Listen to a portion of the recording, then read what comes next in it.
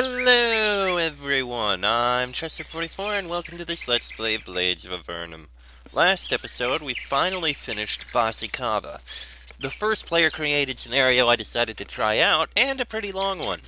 And frustratingly difficult at many times, but still pretty good. Now we're going to go and do its sequel, which, yeah, I figure we can. I was told, do a few others in the meantime because it's very long and you may as well split it up. But you know what? Follow it up with a sequel. Do it now while I still got the memories and such still right in my head while I can.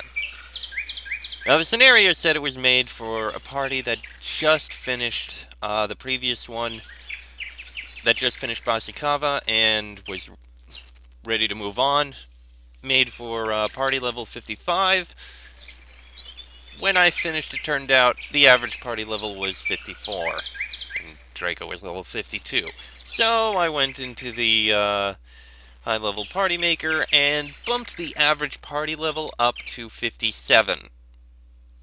Yeah, I went a little bit higher, but frankly that was because A, when I was on level in the previous one, it was very frustrating and annoying, and B, Draco is still level 54. Because he's a Slith, and he also has some other bonus to him, so he's a lot lower. Fascinating how Sheet's our highest level 1, but she does less damage than Fox. Anyway, we are going to do Exodus, a journey to the homeland for the Slith-Zarakai. Sing first, O Muse, of the prophet of the Slith-Zarakai, who led his people from exile into their homeland again, suffering many things in the journey. Often the fates conspired to turn him from his destination. But do not forget, O Rememberer of all things, the heroes who loyally followed behind him, conquering many monsters with their faith, ones such as Phaedra of the fiery hair, strong in spirit and unwavering in her duties.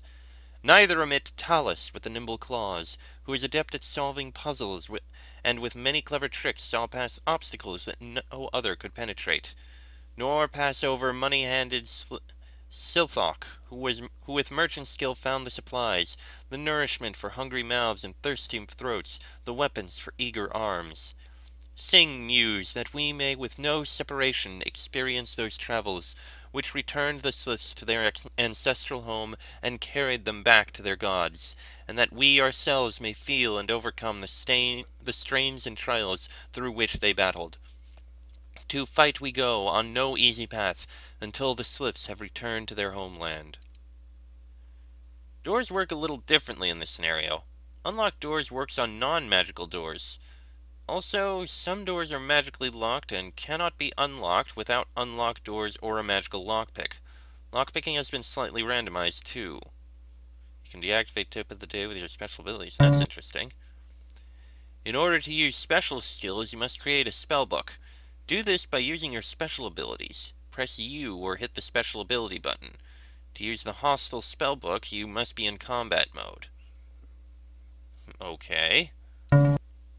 In this scenario, you're likely to encounter a BOA error, a file corruption caused a too high skill that is being manually reset to 0. Then on your stats sheet, your health will appear as 0. I can't do anything about this, but it has no in-game effect. Okay. Please read the README. I did. If you're stuck somewhere, check out the hints. I did. Well, didn't, but check out your custom special abilities. They are important and sometimes very useful. In order to use some of your special skills, you will need to train your mage skills or pre-spell skill of 17, which is the highest you need for normal spells. I think I got it to 18. Unlike some BOA scenarios, in this scenario, every skill will count for something, except first aid, I guess. Don't neglect your tool use, nature lore, or arcane lore. Okay, nature lore and arcane lore I'll need to improve.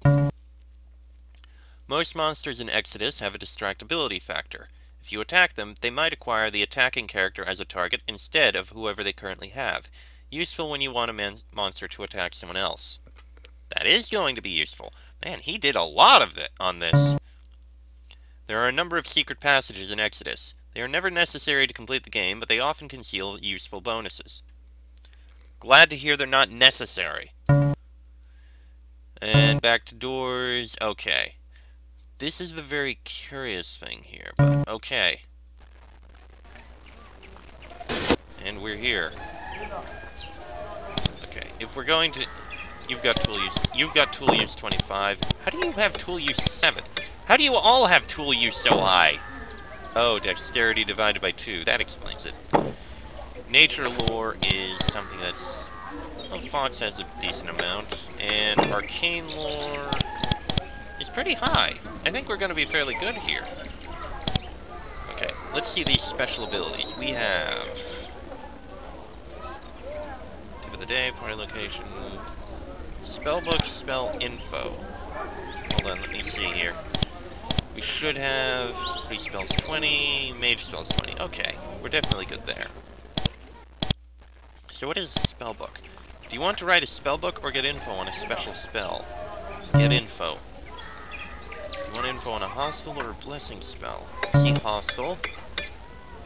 For which spell would you like info? Bind foe, filth, capture soul, recall soul, anti-magic field, sleep cloud, quickfire, fire field, ice field, death knell, destruction, cloud kill, inferno, bone chill. Ugh. That's a lot of stuff. Let's take a look at quickfire, I guess, as a start. Quickfire. PS 25. Priest spells 25, 30 spell points, 1 by 1 field of quickfire. Quickfire places a single field of quickfire on the target. Quickfire spreads rapidly, however, so be very careful with the spell. It can cause terrible devastation. Okay.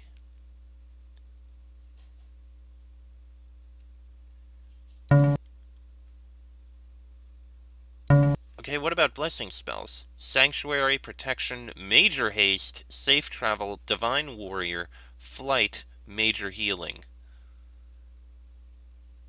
Let me take a look at Major Haste. Major Haste, Mage spells 10, 6 skill points,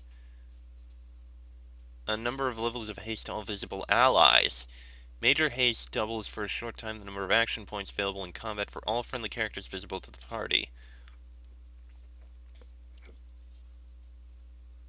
This is very interesting.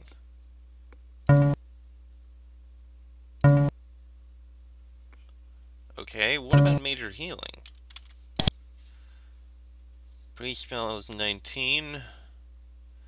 Greatly heals the target. At levels 2 and 3, the healing is even greater. This is very interesting. I have no idea when or how I'm going to need to deal with it.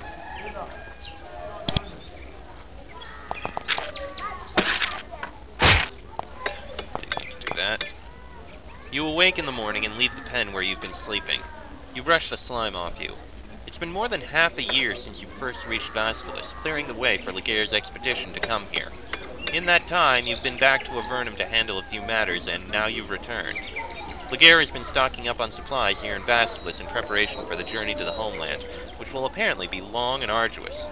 Meanwhile, he has been relying on the hospitality of the local Sliss, but Vaskilis was so poor that they had no guest rooms for others. Laguerre's followers have been sleeping on makeshift beds in this lizard pen. All of the old faces are here again.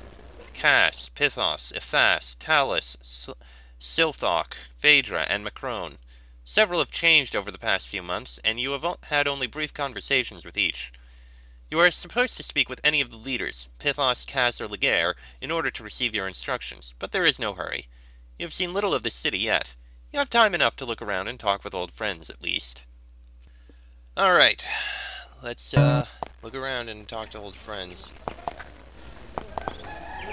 Oh, by the way, I did improve skills a bit when I happened to improve my characters a little. So I do have things like Pathfinder and Blade Master. Just a couple levels, not too much, but it's a bit. A bit is something good. A bit is better than nothing. Let's go around this way. It's just a room. I'm not gonna go out. Not now. This part of town has a few broken down houses. Current residents of Vastalis don't have enough time or supplies for repairs, so the houses have suffered the wear and tear of several decades without any maintenance. I hear the sounds of female voices. Female voices? I wonder why. Inside this house are Ithas and Phaedra. Phaedra is pregnant. Very pregnant, in fact. She must be at least 7 or 8 months along. You had heard this, but seeing it is more immediate. You know that Phaedra left Vastalis around the same time as you did, reporting back to Fort Dranlon, and when she returned months later, she was visibly pregnant. No one knows the identity of the father, though. That's interesting. How about Ethas first? Ethas sits across the table from Phaedra, chewing on some mushrooms. She smiles to see you. You're back! She looks much the same as before, young, lively, but you can see a seriousness that has crept into her face. Her laughter is not as unrestrained as before, and her smile is always limited. You cannot immediately discern why. What have you been doing while I've been gone? Oh, this and that. I've spent some time in the library in the southwest. I have an affinity for writings, as I'm sure you remember. I've also talked with the locals and learned some about Vastalis and its history. Her eyes drift off into the distance. But most of all, I've spent my time around the Prophet, helping him with things, assisting him in his daily prayers to the goddess. What have you learned about Vastalis? Not much more than you already know. The city was founded centuries ago, but for unknown reasons abandoned less than 100 years ago. The current residents are descended from Bahssikavans and Gardenboy Slits who came here 70 years ago. Due to the prevalence of monsters in this area, they were always fighting for their lives and never had time to rebuild much of the city. Until now, with the dragon killed, they have lived in desperate times. Alright then. Phaedra's fruitful belly rests just under the table. Her face is as lively as ever, flashing you a smile. Hey there, she says, brushing back her red hair with a soft hand. You're pregnant. Yeah, she says, grinning. Isn't it wonderful? Miracle of life, you know. She places a hand on her belly. It's hard not to be able to adventure as usual, but this is its own kind of excitement. And any day now the little one's going to come out. Wow. I know. When you really think about it, it's overwhelming. I'm in charge of another human being, responsible for bringing him up and filling him with love and making sure that he's ready to face the world. Just hoping to survive. Are you going to be able to continue with the expedition? I think so. I've been fairly strong throughout the pregnancy, so unless something goes wrong soon, I should be able to come along when we depart. Laguerre was disappointed, though. He wanted me to be a scout. I'll barely be able to keep up, much less go on ahead and come back. At least for a little while. I think that means that you'll have to do it. What will you name him? I haven't decided. He's going to need a good, strong name, but I can't think of one yet. Yeah, well, I have a few days still. So, who's the father? A good man. Okay, then. Want to stay quiet about it? That's fine by me. Yeah, nothing over here. It's all quiet and ruined. A bit of forest here. Big structure over there. Ground, please. Thank you. I could have sworn the entrance was to the south. Okay, so we've got a whole bunch of... Well, it looks like this is a garbage dump. I wonder why they've got the garbage dump inside. Doesn't make much sense to me. No, I don't want to jump off the ledge. Alright. Let's try looking in here. This was a house in which Laguerre, Cath, and Pithos were staying. By the looks of it, they moved out recently. It is the only house in the entire town that is in good enough repair to give evidence of what Vastalis looked like in the glory years a century ago. The design is strange and angular, reminiscent of Venati buildings, but not entirely similar. Moved out recently. Interesting. Interesting building there. Nothing in there. There. Ah! Can't actually look at it. Okay. Well, nothing in there, so let's move on. Ah, there's someone. I didn't even see them. Silthok the merchant stands here, looking at the filthy water in the half-dried pool. His eyes move sharply, absorbing details, computing figures, always able to calculate a profit. He looks up and recognizes you as you approach. "You're back," he says. "What have you been up to?" "Gathering supplies like everyone else." Or rather, everyone else has been saying that they've been gathering supplies, while I've actually been doing it. I'm the quartermaster for the trips, so I have to make sure we have enough things. He continues, "I'm in charge not just of food, but also weapons and what little we're bringing for the shelter. Herbs in case someone gets hurt or sick, and many other things besides. But of course, I've gathered a few extra items that I won't need to give to people, and you can buy them if you like." "What do you think about the trip?" "A large group to transport, only a vague concept of how far we're going, a leader who claims to speak to a goddess that only he knows anything about, hordes of monsters in between us and anything civilized, and no certainty of what we'll find." What could be better? Show me your wares. Alright, looks like for the most part basic stuff. Energy elixirs, yes, I need more. I will buy. By the way, yes, I did buy more elixirs and potions of the energy type for our mages, and I did also get 40 blessed arrows for each one of our teammates. So we do have actual ranged capabilities now. I don't know how long it'll last, but we have it. Can you identify my items?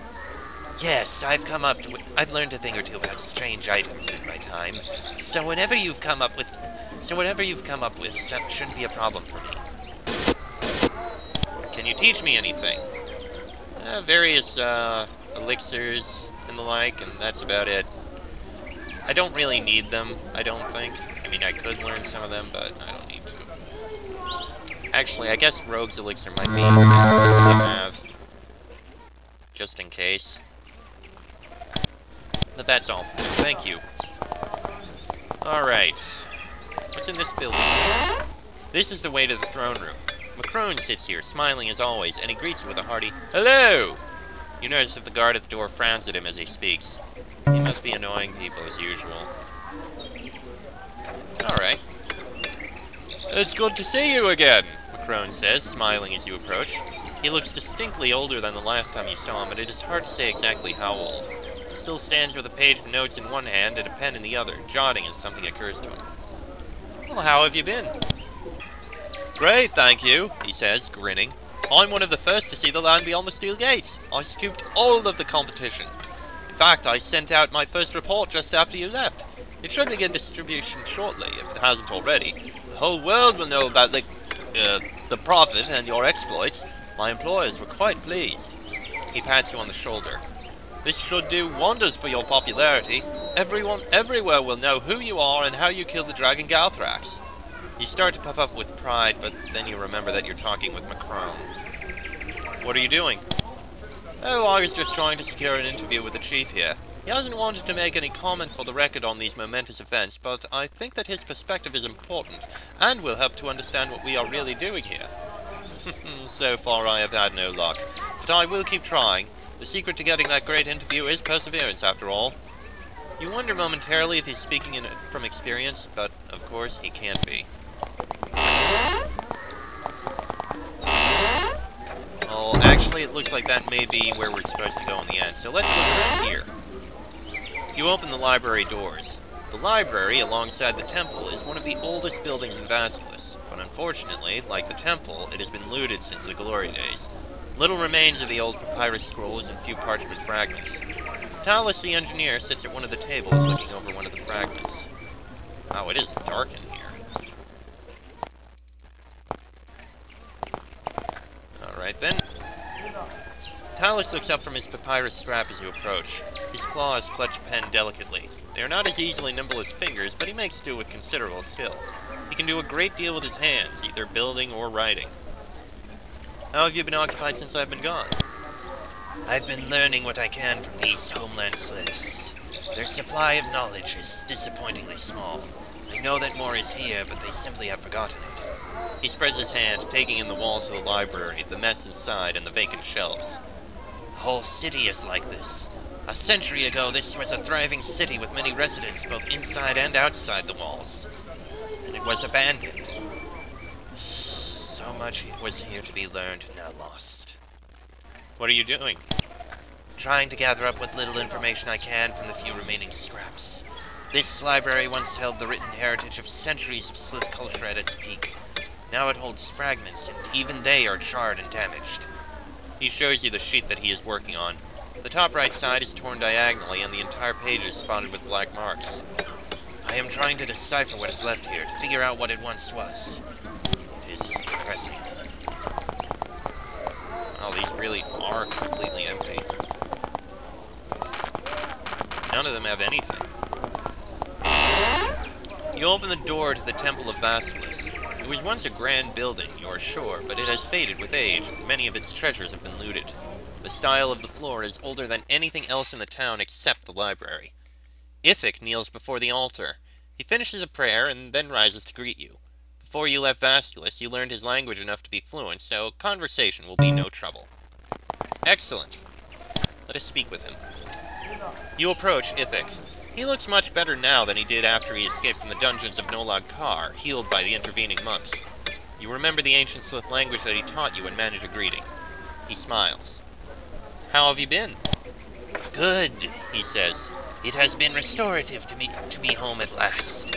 Even if Vastulis is in some disrepair, it is much better than the Demon Lord's dungeons. With the specter of the dragon finally gone, we can rebuild.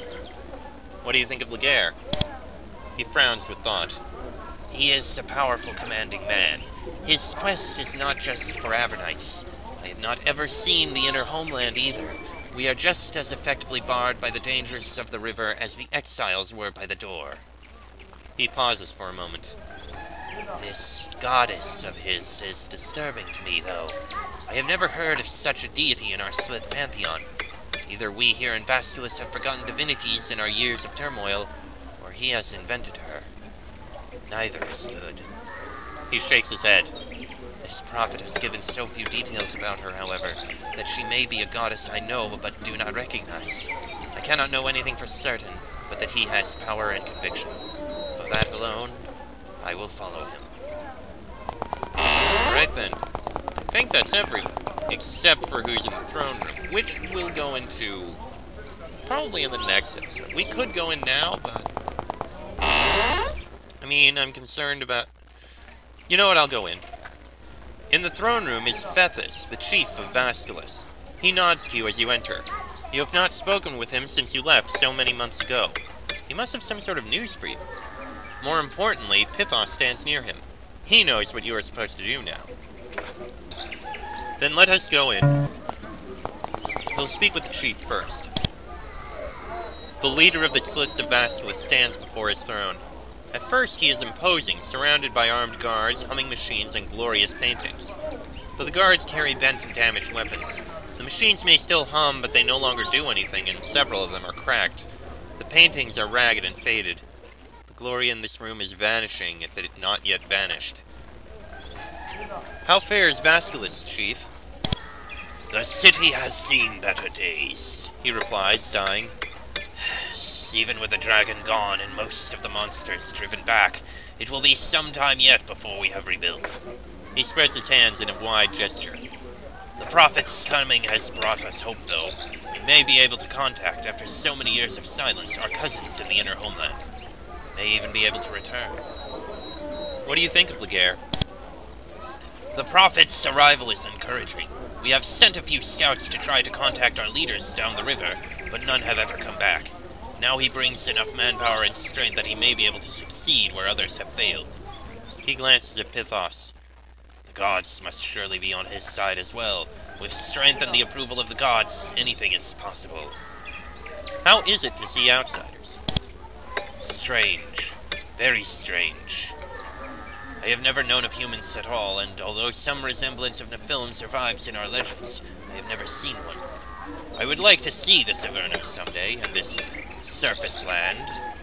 But these newcomers signal a change in our lives. We no longer live under the shadow of the dragon, and the monster threats that nearly destroyed our city have now receded. It is time for us to re-establish contact with our cousins. Re-establish contact? With the inner homeland.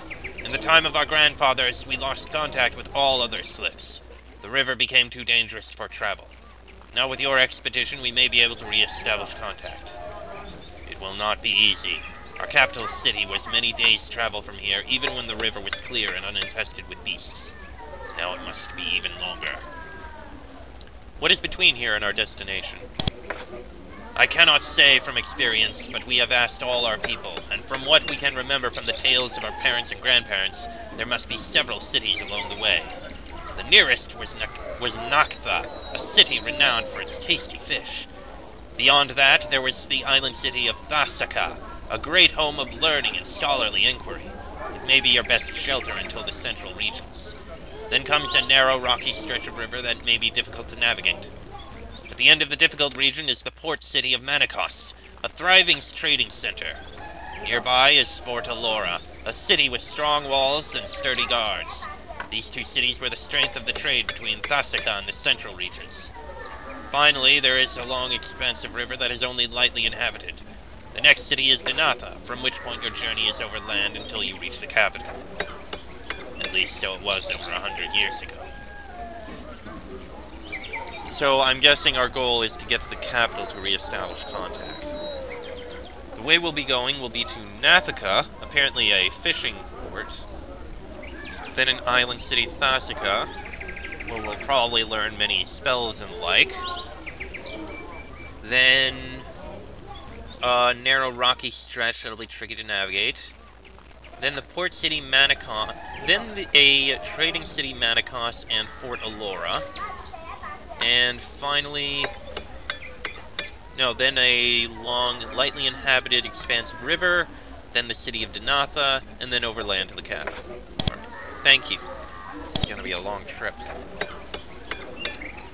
It's just a silk priest. Pithos, the great warrior lieutenant of Laguerre, stands before the throne of the chief of Vasculus. He is tall, a head taller than you, and as muscular as any slith you have ever seen. He carries a 2-tined spear strapped to his back. What sort of preparations are you making for the journey? We know little about how long it will take to travel to the capital, or what supplies we will be able to find along the way. So we are taking no chances. We have gathered much food and loaded some pack lizards to help us carry it. Much of our preparation is spiritual. The goddess will lead us on this expedition, and we must be prepared to offer her ourselves. What am I supposed to do now? We are preparing to leave to continue the journey that we began so many months ago. Laguerre wants you to scout south down the river, where we will travel next. Phaedra went over the land a few months ago, but it may have changed since then, and she is not in the right condition to scout again. He faintly smiles at that. Leave the city and go southeast. Laguerre will give you exact instructions there. I will follow shortly behind you. Know also that we are not completely ready yet. You can look around for a little while longer before you go if you want. Understood. Thank you. Did I actually... I wanted to take a note of that. Hold on a second. There. And now we know the actual route we're going to have to take. Alright. I think I am going to end the episode here. We've learned what our task is, and we've looked around, reconnected with various people we knew, and... yeah. I think at the beginning of the next episode, I'm going to see if I can inscribe the spellbook so that I can actually cast these. I'm not sure how I'm going to actually cast them, but I'll learn. It's good to see that I do still have the Ritual of Sanctification here. The only ones with any other special abilities aside from set cutscene speed, party location, and tip of the day are, you have Restore Energy, and you have Go Berserk. Anyway, that'll all be in the next episode. Till then, I'm Chester44, that is Fox, Sheik, Bonnie, and Draco. This has been a Blades of Avernum Let's Play, and I shall see you all next time.